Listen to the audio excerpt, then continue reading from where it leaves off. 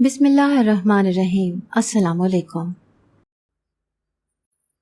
وہ سنسان ویران راستے پر تھکے تھکے قدم اٹھاتے ہوئے سڑک کی طرف جا رہا تھا۔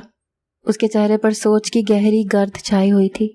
وہ ویران آنکھوں سے راستے کو دیکھ رہا تھا اور ماضی کے خیالات اس کا دماغ بوجھل کر رہے تھے۔ اس کا چمکتا دمکتا چہرہ کملا کر رہ گیا تھا اور تھکن نے اس کے اعصاب بری طرح بوجھل کر دیے تھے۔ میں بھاگتی بھاگتی اپنے بھائی کے پیچھے گئی۔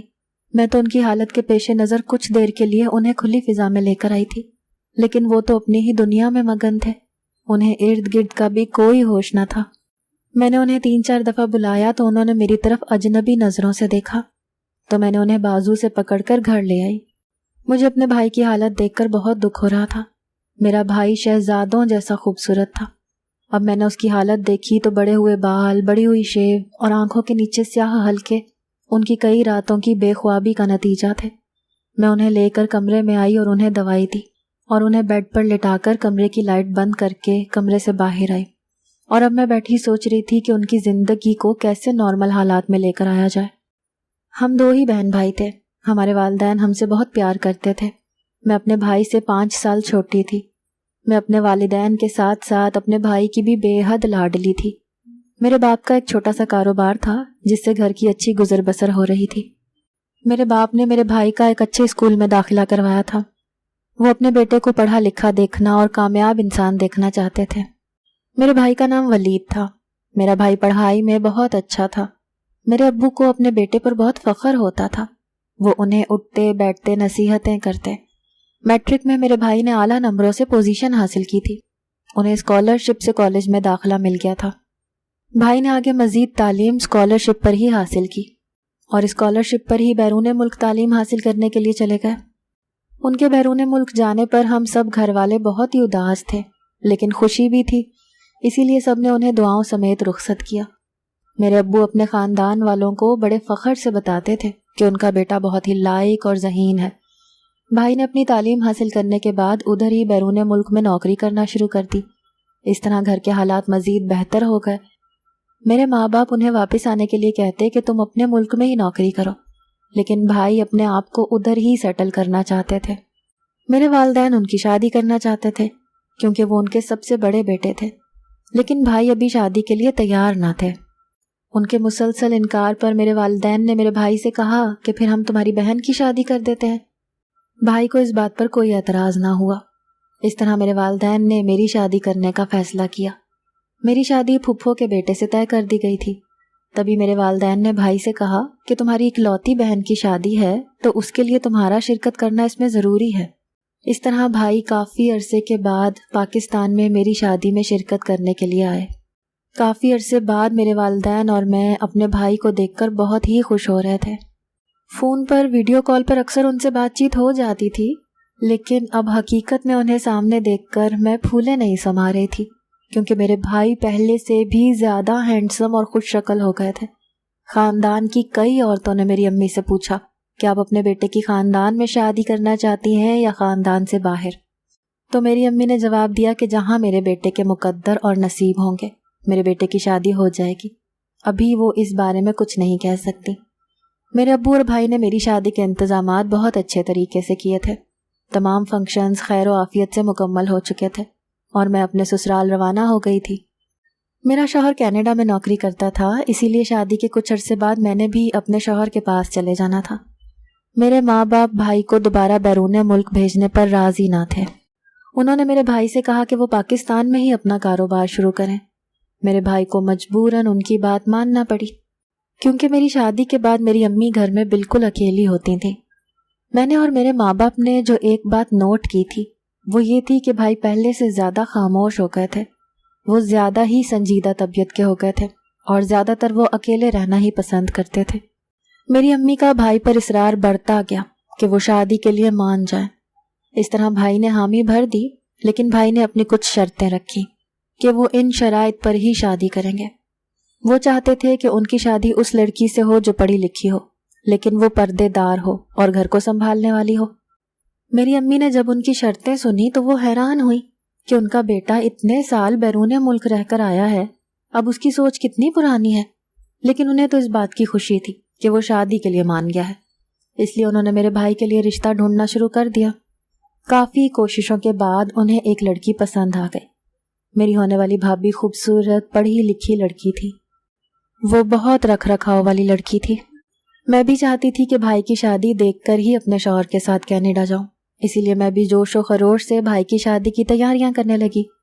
لیکن بھائی اپنی شادی سادگی سے کرنا چاہتے تھے۔ گھر والوں نے ان کی بات ماننے سے انکار کر دیا کہ ہمارے اکلوتے بیٹے کی شادی ہے، لیکن وہ نہ مانے۔ انہوں نے کہا کہ آپ اسی بات پر شکر کریں کہ میں شادی کے لیے راضی ہو گیا ہوں۔ گھر والوں کو مجبوراً اپنے بیٹے کی بات ماننی پڑی۔ اس طرح بھائی کی شادی سادگی کے ساتھ ہو گئی۔ میں بھی بھائی کی شادی کے اگلے دن اپنے شوہر کے ساتھ کینیڈا روانہ ہو گئی۔ میں کچھ دن اپنی بھابھی کے ساتھ گزارنا چاہتی تھی، لیکن میرے ٹکٹس وغیرہ کنفرم ہو چکے تھے، اس لیے میرا رکنا ناممکن تھا۔ میں بھی کینیڈا جا کر مصروف ہو گئی اور اپنے شوہر کے ساتھ گھومنے پھرنے میں مجھے بالکل بھی وقت نہ ملتا کہ میں گھر میں تفصیل سے بات کر سکتی۔ 2-3 دن کے بعد میں ان کی خیریت دریافت کر لیتی تھی۔ ایک دن میں اور میرا شوہر گھوم کر گھر واپس آئے تو میرے موبائل پر میری امی کے ڈھیروں میسیجز اور فون کالز آئے ہوئے تھے۔ میں نے آتے ساتھ ہی انہیں فوراً فون ملایا تو ان کی روتی ہوئی آواز میرے کانوں تک پہنچی تو میں ایک دم پریشان ہو گئی۔ میں نے ان سے پوچھا کہ آپ کیوں رو رہی ہیں، لیکن ان سے بولا نہیں جا رہا تھا۔ آخر کار انہوں نے روتے ہوئے بتایا کہ تمہاری بھابھی فوت ہو چکی ہیں۔ مجھے اپنے کانوں پر یقین نہ آیا۔ میں نے ان سے کہا کہ آپ کس کے بارے میں بات کر رہی ہیں؟ تو وہ کہنے لگی میں تمہارے بھائی کی بیوی تمہاری بھابھی کے بارے میں بات کر رہی ہوں۔ مجھے اس بات پر یقین نہ آیا۔ میں نے ان سے پوچھا کہ ایسی کیا بات ہوئی ہے کہ ان کی وفات ہو گئی؟ تو انہوں نے کہا کہ اسے بہت تیز بخار تھا جو اترنے کا نام نہیں لے رہا تھا۔ ہم اسے ڈاکٹر کے پاس لے کر گئے تو ڈاکٹر نے اس کے سارے ٹیسٹ کیے اور اس نے کہا کہ اسے تو بلڈ کینسر ہے اور وہ بھی آخری اسٹیج پر ہے، جس کی وجہ سے اس کا بچنا مشکل ہے۔ ہم یہ بات سن کر پریشان ہو گئے اور آج اس کی وفات ہو گئی۔ مجھے اپنی امی سے بات کر کے بہت دکھ ہوا اور میں پریشان ہو رہی تھی کہ میرے بھائی کی خوشیوں کی مہلت اتنی تھوڑی تھی کہ وہ اپنی شادی کی خوشیاں بھی ٹھیک طریقے سے نہ منا سکے۔ وہ تو شادی کے لیے پہلے بھی راضی نہیں ہو رہے تھے۔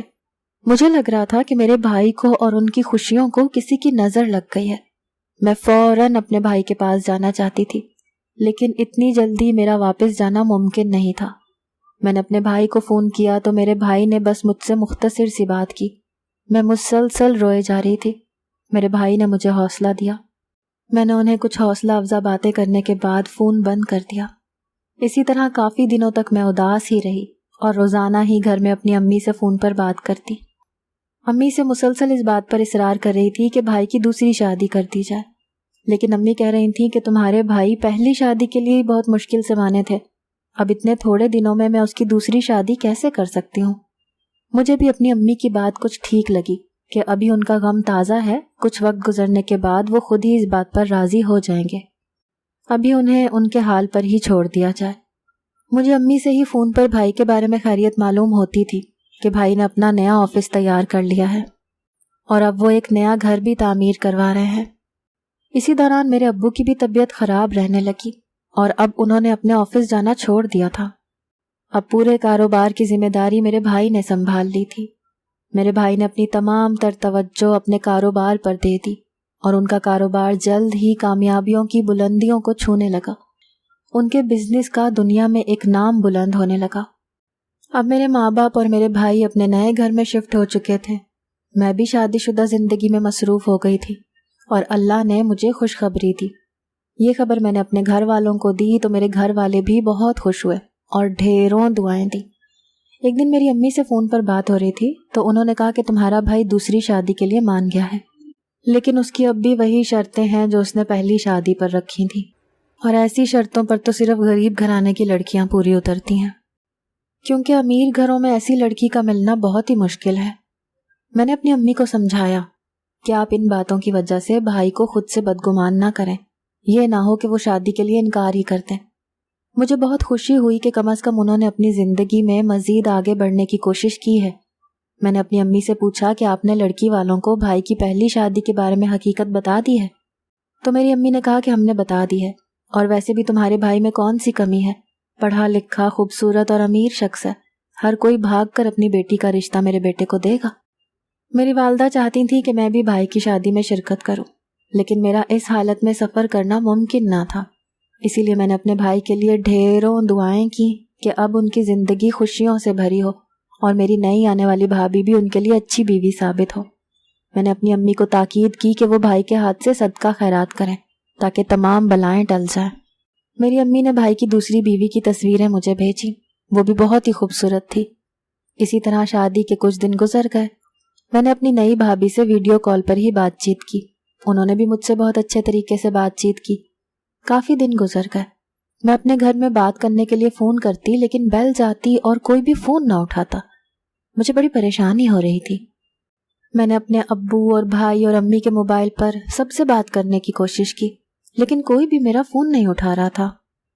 آخرکار میں نے تھک کر اپنے سسرال والوں کو فون کیا تاکہ وہ میرے والدین کی خیریت معلوم کر کے مجھے بتا سکیں۔ تو میری ساس نے کہا کہ تم پریشان نہ ہو، تمہاری دوسری بھابھی کی طبیعت ٹھیک نہیں ہے، اسی وجہ سے وہ لوگ تمہارا فون نہیں اٹھا رہے۔ مجھے کسی خطرے کی گھنٹی بجتی ہوئی نظر آئی۔ میں نے ان سے کہا کہ آپ مجھے سچ بتائیں، تو انہوں نے کہا کہ جو سچ ہے میں تمہیں وہی بتا رہی ہوں۔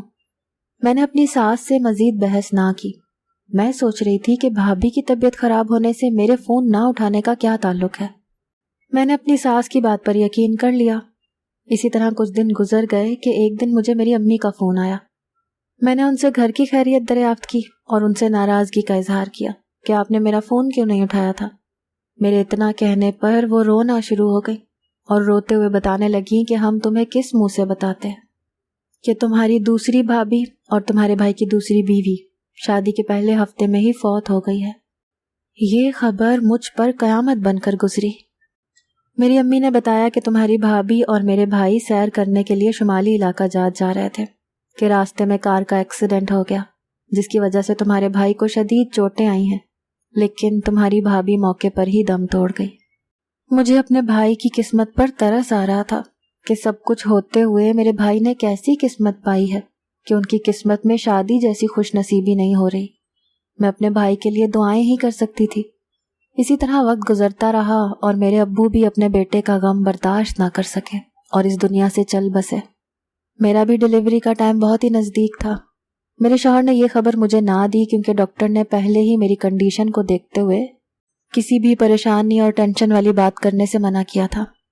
اسی لیے میں اپنے ابو کی آخری وقت میں ان کا چہرہ نہ دیکھ سکی اور یہ خبر مجھے میری ڈیلیوری کے بعد ملی۔ میں اپنے شوہر سے بہت ہی ناراض ہوئی کہ آپ نے مجھے اتنی دیر سے یہ خبر کیوں دی۔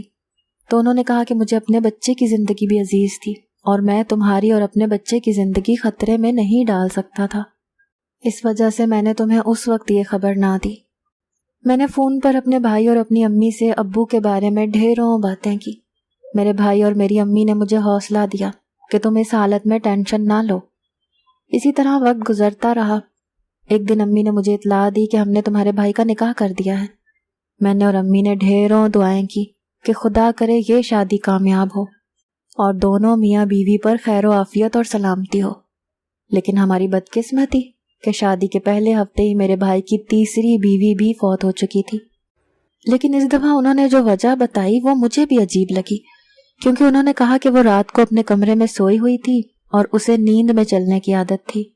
وہ نیند میں چل رہی تھی کہ وہ سیڑھیوں سے گری اور اس کے دماغ میں چوٹ لگ گئی، جس کی وجہ سے وہ موقع پر ہی فوت ہو گئی۔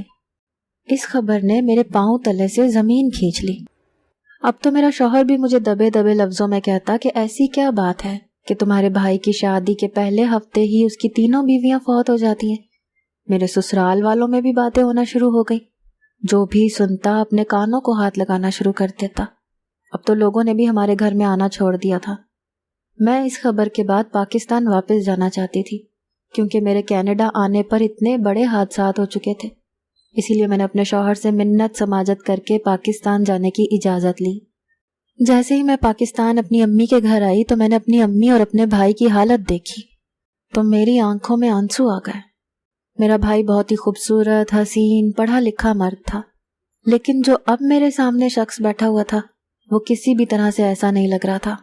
اس کے بال بڑے ہوئے، شیو بڑی ہوئی، آنکھوں کے نیچے سیاہ ہلکے تھے، ایسا لگ رہا تھا کہ وہ کافی عرصے سے بیمار ہے۔ میں اپنی امی کے گلے سے لگ کر خوب روئی۔ میں اپنی تینوں بھابھیوں اور اپنے ابو کے فوت ہو جانے کا غم ایک ساتھ منا رہی تھی۔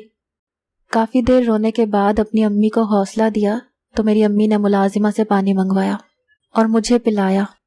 میری امی نے میرے بیٹے کو دیکھا تو خوشی سے اسے گلے لگا لیا اور اس کو بوسہ دیا۔ اس طرح میں کافی دن اپنی امی کے گھر پر ہی رہی اور اپنے بھائی کا خیال رکھنے لگی۔ میں کچھ دیر کے لیے بھائی کو گھر سے باہر کھلی فضا میں لے جاتی تاکہ ان کی حالت بہتر ہو سکے، کیونکہ انہوں نے آفس جانا بالکل چھوڑ دیا تھا۔ لیکن وہ زیادہ تر خاموش ہی رہتے، کسی سے کوئی بات نہ کرتے۔ اسی طرح میرے شوہر کا مجھے فون آیا، اس نے کہا کہ تم کچھ دنوں کے لیے سسرال بھی ہو آؤ تاکہ ان لوگوں کو اس بات پر اعتراض نہ ہو۔ اس لیے میں کچھ دنوں کے لیے اپنے سسرال چلی گئی۔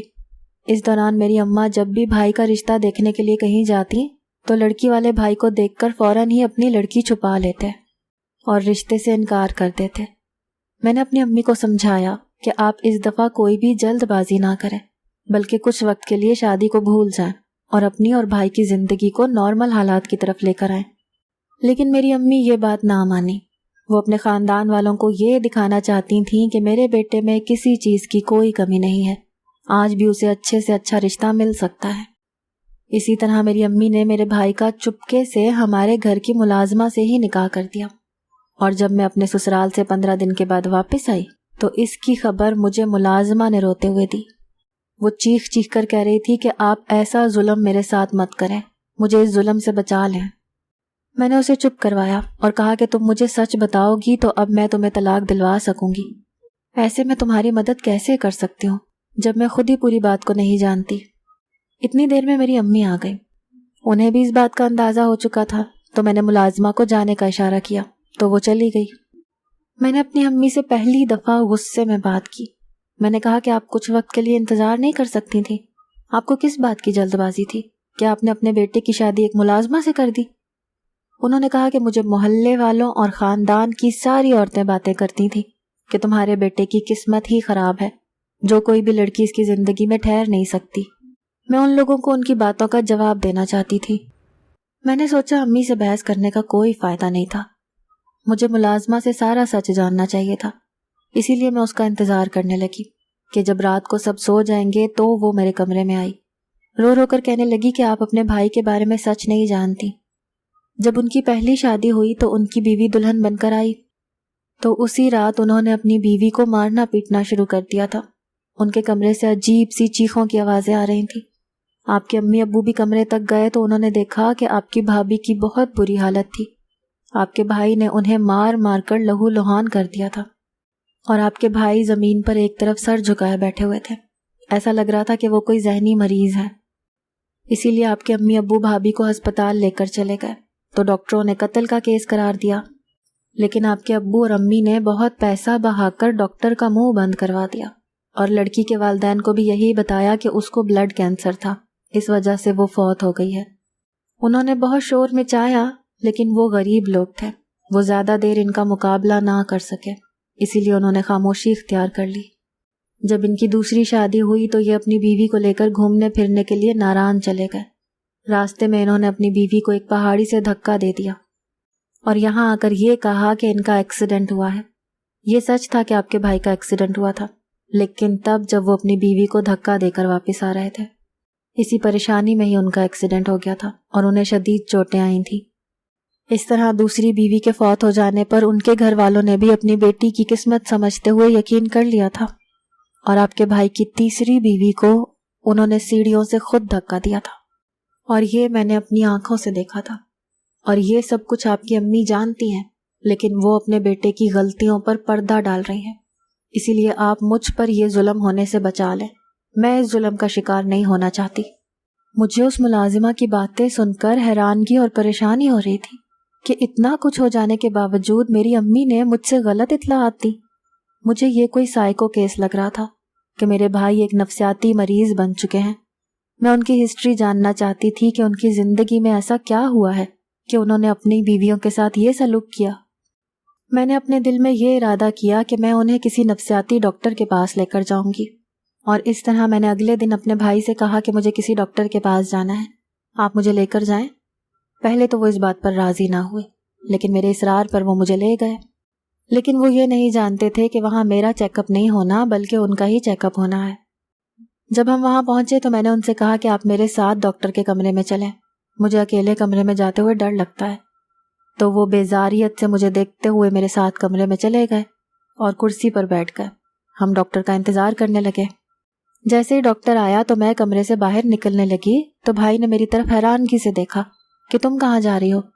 میں نے کہا کہ یہاں میرا چیک اپ نہیں بلکہ آپ کا چیک اپ ہونا ہے۔ اس طرح میں دروازے سے باہر آ کر کمرے کا دروازہ باہر سے بند کر دیا تاکہ وہ باہر نہ آ سکیں، تاکہ وہ ڈاکٹر سے کھل کر بات کر سکیں۔ پھر میں دوسرے کمرے میں آ کر LED پر انہیں دیکھنے لگی اور ان کی باتیں سننے لگی، کیونکہ ان کے کمرے میں کیمرے لگے ہوئے تھے۔ پہلے تو بھائی نے بہت شور شرابہ کیا، لیکن ڈاکٹر نے انہیں اس بات پر راضی کیا کہ وہ کھل کر اپنی زندگی کے بارے میں بتائیں اور انہیں پرسکون کیا۔ میں نے ایک مشہور ڈاکٹر ماہر نفسیات دان سے بھائی کے چیک اپ کے لیے ٹائم لیا تھا۔ کچھ دیر بعد بھائی نے بتانا شروع کیا کہ جب وہ تعلیم کے لیے بیرون ملک گئے تھے تو یونیورسٹی میں کافی لڑکیوں نے ان سے دوستی کے لیے ہاتھ بڑھایا، کیونکہ وہ بہت خوش شکل اور حسین تھے۔ وہاں ان کی دوستی ایک مسلم لڑکی سے ہو گئی۔ اس کا تعلق پاکستان سے تھا، لیکن وہ ادھر کی ہی رہائشی تھی۔ وہ کافی ماڈرن تھی اور خوبصورت تھی۔ اس کے باپ نے اس کی ماں کو طلاق دے دی تھی۔ اب اس کی ماں اور وہ اکیلے ہی رہتے تھے۔ اس کی ماں کسی ہوٹل میں نوکری کرتی تھی، جس کی وجہ سے وہ اس کا گھر کا اور تعلیم کا خرچہ اٹھا رہی تھی۔ میرا اور اس کا وقت یونیورسٹی میں ساتھ ہی گزرتا اور یونیورسٹی کے باہر بھی ہم اکثر ملنے لگے۔ یہ دوستی آہستہ آہستہ محبت میں بدل گئی۔ میں اسے بے پناہ محبت کرنے لگا۔ جب وہ میرے قریب نہ ہوتی تو مجھے بے چینی محسوس ہوتی۔ میں نے اس سے اپنے احساسات کے بارے میں بتایا تو وہ بھی مسکرانے لگی اور کہنے لگی کہ مجھے بھی ایسا ہی محسوس ہوتا ہے۔ اس طرح مجھے خوشی ہوئی کہ میری محبت یک طرفہ نہیں ہے۔ میں نے اسے کہا کہ میں اپنے والدین کو اس بارے میں بتاتا ہوں، لیکن وہ مجھے منع ہی کرتی رہی۔ میں چاہتا تھا کہ فوراً نکاح ہو جائے، کیونکہ میرے والدین نے بھی اس بات سے کبھی بھی انکار نہیں کرنا تھا، لیکن انکار اسی کی طرف سے ہو رہا تھا۔ وہ فی الحال شادی نہیں کرنا چاہتی تھی۔ میں نے بھی اس کے حالات دیکھتے ہوئے خاموشی اختیار کر لی۔ میں اس کی مالی طور پر کافی مدد کرتا رہتا تھا۔ ایک دن ہم نے کسی جگہ پر ملنے کا پروگرام بنایا ہوا تھا، لیکن وہ اس جگہ پر نہ آئی۔ میں کافی دیر اس کا انتظار کرتا رہا اور انتظار کرتے ہوئے اس کے گھر چلا گیا۔ میں نے گھر کے دروازے پر ہاتھ رکھا تو وہ کھلتا چلا گیا۔ اس طرح میں گھر کے اندر داخل ہو گیا۔ مجھے ایک کمرے سے کسی کی باتوں کی آوازیں آ رہی تھیں، تو میں نے اپنے قدم اسی کمرے کی طرف بڑھائے، کیونکہ آواز کسی مرد کی آ رہی تھی اور اس کے ساتھ اسی لڑکی کی آواز تھی جس سے میں محبت کرتا تھا۔ مجھے اپنے کانوں پر یقین نہیں ہو رہا تھا۔ میں نے جیسے ہی کمرے کا دروازہ کھولا تو جو میں نے دیکھا، میرے پاؤں تلے سے زمین نکل گئی۔ میں نے شرمندہ ہوتے ہوئے دوبارہ سے دروازہ بند کر دیا اور بھاگتا ہوا گھر سے باہر آ گیا اور زور زور سے چیخنا شروع کر دیا کہ اس نے میری محبت کا بری طرح سے مذاق بنا دیا ہے۔ اس دن کے بعد سے مجھے کبھی بھی کسی بھی لڑکی پر یقین نہ رہا۔ میرے والدین نے بہت اصرار کر کے مجھے شادی کے لیے راضی کیا تھا، لیکن میں ماڈرن لڑکیوں سے نفرت کرتا تھا، اسی لیے اپنے لیے ایک پردہ دار لڑکی چاہتا تھا۔ لیکن شادی کی پہلی رات ہی مجھے میری پہلی بیوی میں اسی لڑکی کا چہرہ نظر آیا، تو میں اپنے غصے پر قابو نہ رکھ پایا اور اسے مارنا پیٹنا شروع کر دیا۔ اسی طرح میں نے اپنی دوسری بیوی کو بھی ایک پہاڑی سے دھکا دے دیا۔ وقتی طور پر مجھے ایسا محسوس ہوتا تھا کہ میں نے اسی لڑکی کے ساتھ یہ سب کچھ کیا ہے جس نے مجھے دھوکہ دیا تھا، لیکن کچھ دیر بعد مجھے احساس ہو جاتا تھا کہ میں نے غلط کیا ہے۔ اسی طرح میں نے اپنی تینوں بیویوں کے ساتھ اسی طرح کا سلوک کیا۔ اب مجھے میرا ضمیر ملامت کرتا ہے، مجھے رات کو نیند نہیں آتی۔ ڈاکٹر نے کہا کہ اگر میں آپ کا علاج کر بھی دیتا ہوں تو آپ وقتی طور پر ٹھیک ہو جائیں گے، لیکن آپ نے یہ بہت بڑا گناہ کیا ہے کسی کی جان لے کر۔ آپ اپنے گناہوں کا کفارہ اس طرح ادا کر سکتے ہیں کہ آپ اپنے گناہ کو قبول کر لیں اور خود کو پولیس کے حوالے کریں تاکہ آپ کا ضمیر آپ کو ملامت نہ کرے۔ میں دوسرے کمرے میں بیٹھی ہوئی تمام باتیں سن رہی تھی اور میری آنکھوں سے آنسو نکل رہے تھے۔ اس طرح بھائی نے بہت حوصلہ کرتے ہوئے خود کو پولیس کے حوالے کر دیا اور اپنے گناہوں کو قبول کیا اور اس ملازمہ کو بھی طلاق دی، اور بھائی اپنا نفسیاتی ڈاکٹر سے علاج بھی کرواتے رہے۔ میری والدہ بھی اس جرم میں برابر کی شریک تھی، جبکہ انہیں پہلی ہی دفعہ میں معلوم ہو چکا تھا کہ ان کے بیٹے کا نفسیاتی مسئلہ ہے، تو ان کو دوسری اور تیسری شادی پر راضی نہ کرتی اور وہ مزید گناہ نہ کرتے، اور آج وہ جیل نہ گئے ہوتے۔ بھائی بھی اپنے کیے پر بہت شرمندہ ہیں اور اپنے گناہوں کی معافی گڑ گڑا کر مانگتے ہیں۔ اگر آپ کو ہماری آج کی کہانی پسند آئی ہے تو اسے لائک کریں، شیئر کریں اور چینل کو سبسکرائب کرنا مت بھولیے گا۔